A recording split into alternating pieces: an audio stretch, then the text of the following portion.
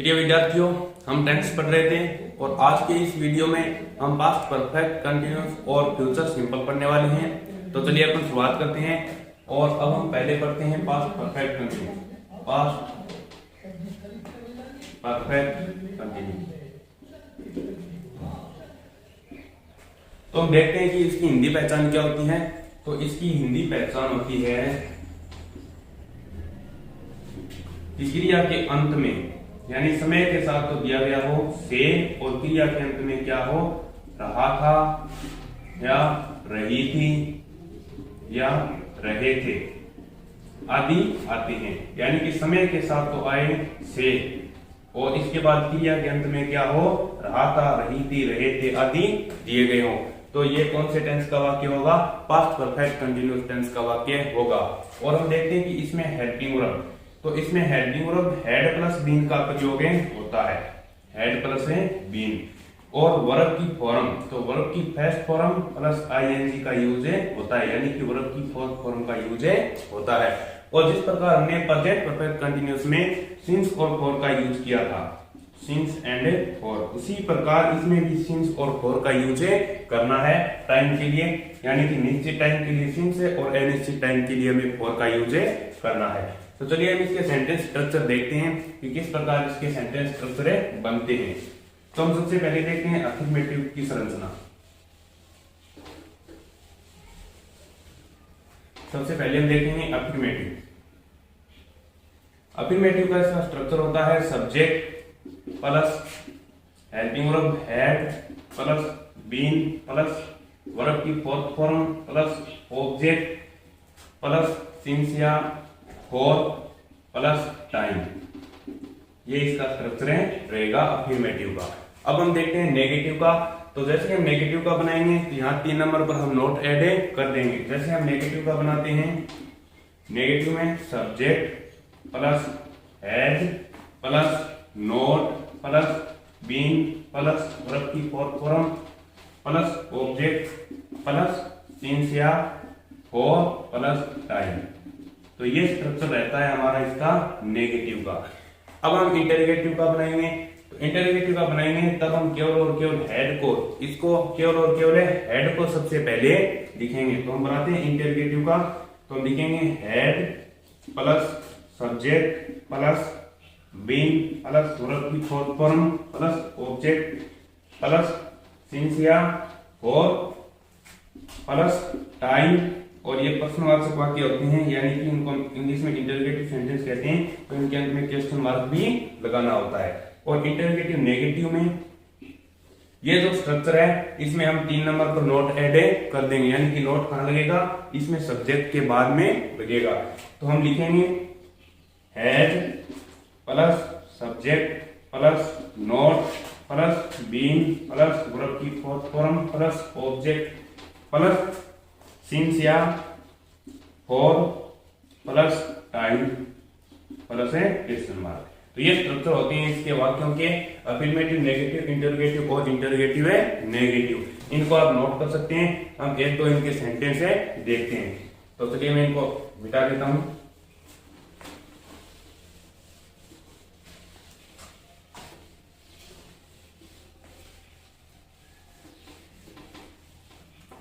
जैसे हम एक दो वाक्य लिखते हैं, Ram had been learning English since 1998। यानी कि राम 1998 यानी कि 1998 से इंग्लिश सीख रहा था। यानी कि इसमें हम देखते हैं कि ये जो 1998 है ये टाइम क्या है, निश्चित है। और निश्चित टाइम के लिए किसका यूज किया गया है, सिंस का। और यहाँ पर हैड बीन, ये क्या है, इसमें हेल्पिंग वर्ब है। और यहाँ पर इस हैड बीन के साथ क्या आता है, वर्ब की फोर्थ फॉर्म, यानी कि वर्ब की फर्स्ट फॉर्म के साथ आईएनजी का यूज भी किया गया है। जैसे हम ये सेंटेंस है नेगेटिव, जब हम इसको नेगेटिव में बनाएंगे तब हम क्या करेंगे, यहाँ पर नोट लगा देते हैं। जैसे इसको ही बना देते हैं, Ram had not been learning English since 1998। तो ये बन जाता है नेगेटिव में। और जब हम इसको इंटरोगेटिव में बनाएंगे तो हेड को लिख देंगे पहले, यानी कि कैसे बनेगा, had Ram been learning English since 1998 और क्वेश्चन मार्क। और जब हम इंटरोगेटिव नेगेटिव बनाएंगे तब ये बनेगा Ram had Ram not been learning English since 1998 और अंत में क्वेश्चन मार्क लगा देते हैं। तो इस प्रकार इसके सेंटेंस बनते हैं। और ये हमारा पास्ट परफेक्ट कंटिन्यूअस कंप्लीट होता है और हम फ्यूचर की शुरुआत करने वाले हैं। तो सबसे पहले हम देखने वाले हैं फ्यूचर सिंपल। तो चलिए हम शुरुआत करते हैं फ्यूचर सिंपल से।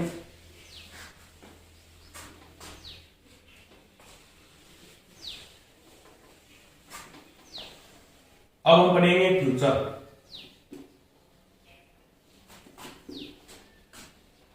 फ्यूचर टेंस और सबसे पहले हम पढ़ेंगे फ्यूचर सिंपल। फ्यूचर सिंपल तो हम देखते हैं इसकी पहचान। तो इसकी पहचान होती है कि क्रिया के अंत में गा गे गी आदि दिया गया हो। यानी कि हम एक सेंटेंस देखते हैं, जैसे वह बाजार जाएगा, अंत में क्या है, गा। इसी प्रकार अगर दूसरा कोई वाक्य हो, जैसे रीना पुस्तक पढ़ेगी, तो इसके अंत में क्या है, गी है। यानी कि कार्य जो फ्यूचर में होने वाले हैं, किस टेंस का यूज होता है, फ्यूचर सिंपल का यूज होता है। जैसे इसमें गा है, गी है आदि जो ये शब्द हैं, ये किसके अंत में आने चाहिए, क्रिया के अंत में आने चाहिए। और इसमें हम देखते हैं हेल्पिंग वर्ब। तो इसमें हेल्पिंग वर्ब यूज की जाती है शैल और विल। अब हम देखते हैं कि कहां पर शैल का यूज होगा और कहां पर विल का यूज होगा। तो हम देखते हैं कि केवल और केवल किसके साथ, आई और वी के साथ किसका यूज होगा, शैल का यूज होगा। और जो शेष रह गए उनके साथ किसका यूज होगा, विल का यूज होगा। जैसे यू शेष रह गया, ई शेष रह गया, सी रह गया, दे रह गया, ठीक है। बाकी सब के साथ किसका यूज होगा, विल का। आई और वी के साथ किसका यूज होगा, शैल का यूज होगा। तो चलिए अपन इनके सेंटेंस स्ट्रक्चर देखते हैं कि किस प्रकार इनके सेंटेंस स्ट्रक्चर बनते हैं।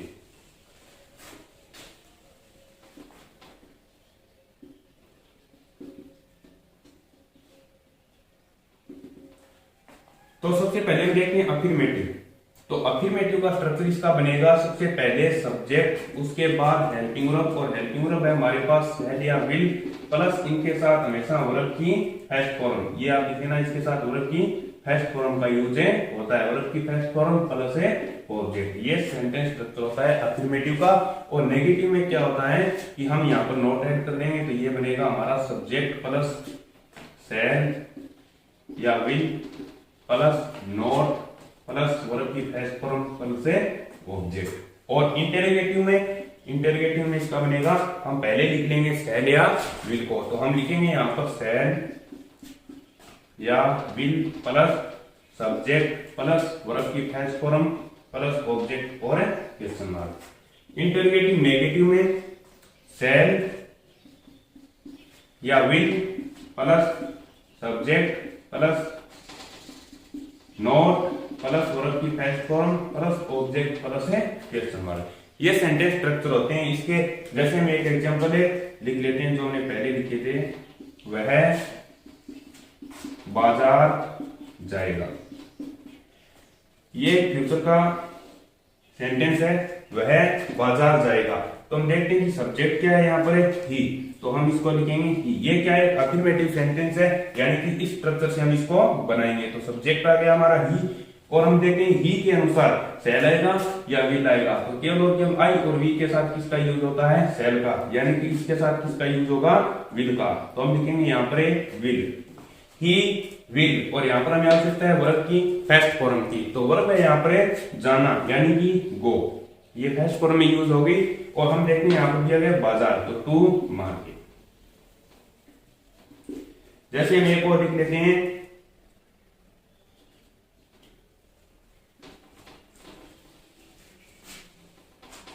एक एग्जाम्पल और लिखते हैं, पिंकी खाना नहीं पकाएगी। ये नेगेटिव का सेंटेंस है और ये हम किससे बनाएंगे, इस नेगेटिव वाले स्ट्रक्चर से बनाएंगे। तो हमें आवश्यकता है सब्जेक्ट की और सब्जेक्ट है यहाँ पर पिंकी। तो हम सबसे पहले लिखेंगे पिंकी, हमने लिख दिया पिंकी।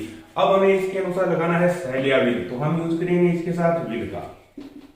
तो यहाँ पर यूज किया गया है विल, यानी कि पिंकी विल। और हमें अब 3 नंबर पर ऐड करना है नोट, यानी कि पिंकी विल नोट। और हमें आवश्यकता है वर्ब की फर्स्ट फॉर्म, और यहाँ पर वर्ब क्या है, पकाना, और पकाना होता है कुक। ये क्या है, फर्स्ट फॉर्म है। और अब हमें आवश्यकता है ऑब्जेक्ट की, और ऑब्जेक्ट है हमारे पास खाना, यानी कि हम यहाँ पर लिखेंगे फूड।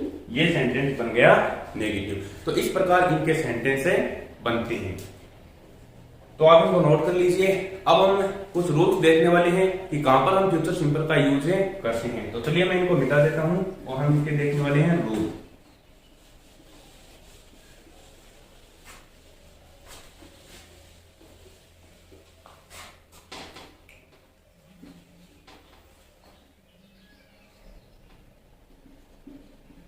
यानी कि हम कहां पर फ्यूचर सिंपल का यूज करेंगे।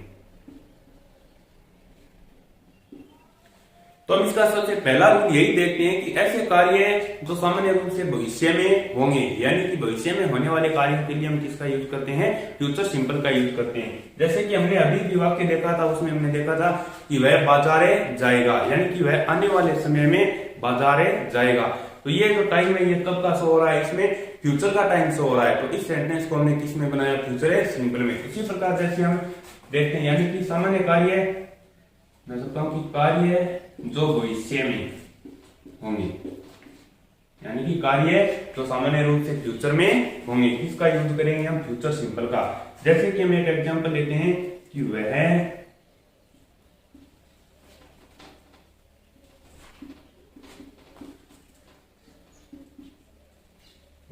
अगले वर्ष से अजमेर जाएगा। ये सेंटेंस हमने ले लिया, यानी कि वह अजमेर नहीं गया है, वह अजमेर अब नहीं जा रहा है, यानी कि वह कब जाएगा, अगले वर्ष जाएगा। यानी कि टाइम कब का है, फ्यूचर का है, फ्यूचर टाइम है, यानी कि कार्य कब होने वाला है, फ्यूचर टाइम में होने वाला है। यानी कि ये जो सेंटेंस है ये किस में बनना चाहिए, फ्यूचर सिंपल में बनना चाहिए। यानी कि कार्य कब होने वाला है, इसमें भविष्य में होने वाला है। तो हम इसको जब बनाते हैं तो कैसे लिखते हैं, ही के साथ में विल, ही विल, और जाना क्या होता है, गो टू अजमेर, और कब जाएगा, अगले वर्ष, यानी कि नेक्स्ट ईयर। यानी कि कार्य कब होगा, ये अगले वर्ष होगा, यानी कि फ्यूचर में होगा। तो हमारा एक रूल हो गया इसका। हम देखते हैं इसका अगला रूल। तो इसका अगला रूल ये कहता है कि अगर सेंटेंस में दिया गया हो आई थिंक, या फिर दिया गया हो I am sure, I am sure, कि आई थिंक या आई एम श्योर के सेंटेंस में भी हम किसका यूज करते हैं, फ्यूचर टेंस का यूज करते हैं। जैसे कि हम एक एग्जांपल ले लेते हैं, आई थिंक, यानी कि मैं सोचता हूं, I think you will get first position, you will get first position in the board exam. यानी कि बोर्ड की परीक्षाओं में मैं सोचता हूं कि बोर्ड की परीक्षाओं में तुम फर्स्ट पोजीशन को प्राप्त करोगे।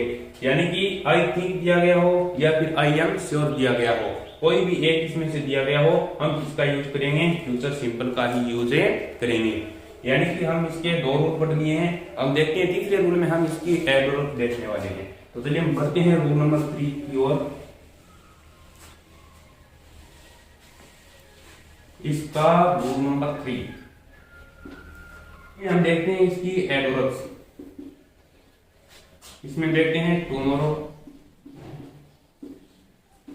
नेक्स्ट डे, या फिर नेक्स्ट डे वीक, या फिर नेक्स्ट डे ईयर, इसके बाद या फिर सून, या सून शॉर्टली,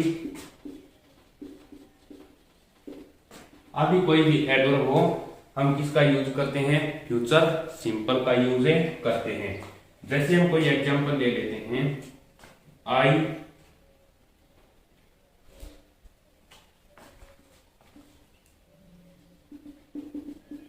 विजिट यहाँ पर वर्ब है,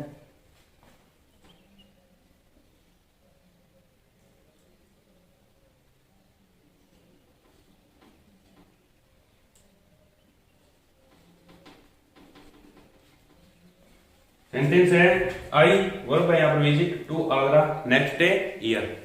तो हम देखते हैं कि यहाँ पर दिया गया है नेक्स्ट ईयर, यानी कि टाइम कब का है, फ्यूचर का है, और फ्यूचर का टाइम है तो हम यूज करेंगे फ्यूचर सिंपल, और फ्यूचर सिंपल यूज करेंगे तो आई के साथ किसका यूज होता है, सेल का यूज होता है, और यहाँ पर हम यूज करेंगे विजिट, यानी कि वर्ब की फर्स्ट फॉर्म। इस प्रकार हम इसमें वर्ब विलय करते हैं। और देखते हैं इसका अगला रूल। अगला रूल ये कहता है कि जो कंडीशनल सेंटेंस होते हैं, कंडीशनल सेंटेंस में मैन क्लोज में किसका यूज होता है, फ्यूचर सिंपल का। कब होता है, जब जो सब ऑर्डिनेट क्लोज होता है, यानी कि सब ऑर्डिनेट क्लोज में कौन सा टेंस हो, प्रेजेंट सिंपल यानी कि प्रेजेंट इंडेफिनिट टेंस हो, तब हम मैन क्लोज में किसका यूज करते हैं, फ्यूचर सिंपल का यूज करते हैं। जैसे हम इसका एक एग्जांपल लेते हैं,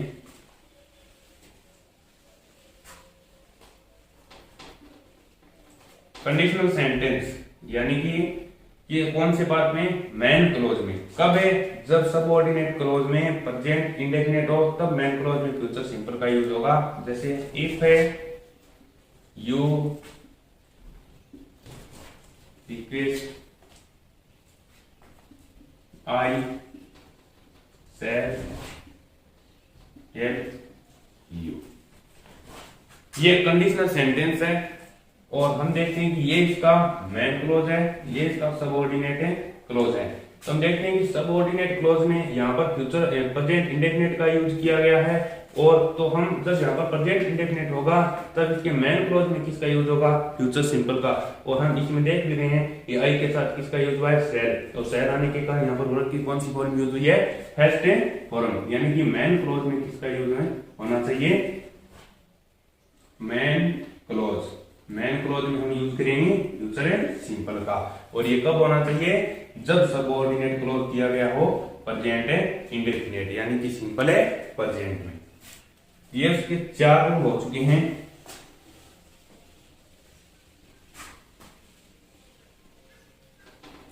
इसका एक रूल और देख लेते हैं।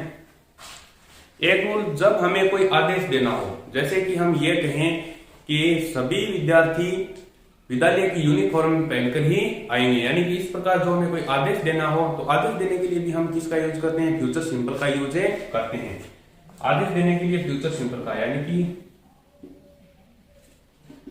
आदेश के लिए, जैसे हम यही सेंटेंस ले लेते हैं, all the students shall come in the school uniform. तो ये सेंटेंस हो गया। इसमें क्या है, आदेश दिया गया है कि all the students shall come in the school uniform, यानी कि जो सभी विद्यार्थी हैं वो विद्यालय की यूनिफॉर्म में ही आएंगे। इस प्रकार आज्ञा या निर्देश देने के लिए भी हम किसका यूज करते हैं, फ्यूचर सिंपल का। तो ये हमारा फ्यूचर सिंपल यहाँ पर आज कंप्लीट होता है।